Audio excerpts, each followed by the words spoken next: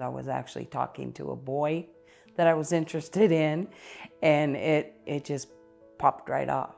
It was very embarrassing. When I was in junior high, I had gotten into a bicycle accident and knocked out my front tooth, which shattered my self-esteem. I went to school and I was called Snaggletooth. The kids made fun of me. So I went through that until I was probably 15. I was living with these partials that didn't match my other teeth.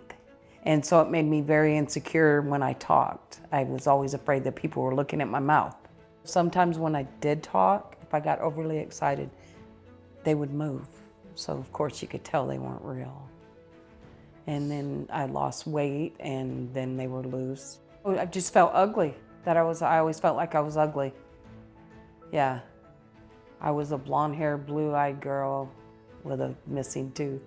California girl and with a missing tooth. I just got a thing in the mail with Dr. Bean's information, and I called and asked if I could get a consultation, and then moved on from there. Oh, they're great. They treat you like your family. I enjoy every time I ever went in there. They remember me, and they remember, well, how was your trip to California? How's your brother? And everything like that. I mean, they're very personable. When I had my aha moment, like, wow, look at these teeth, was I worked for an adult day hab.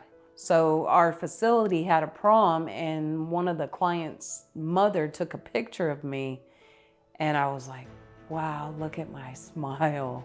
I even to this day, when I go in the bathroom, we got double sink, double mirror, I always smile. Look in the mirror and I smile when I'm walking out, just to see how it looks. I just have so much confidence in myself and in my conversations.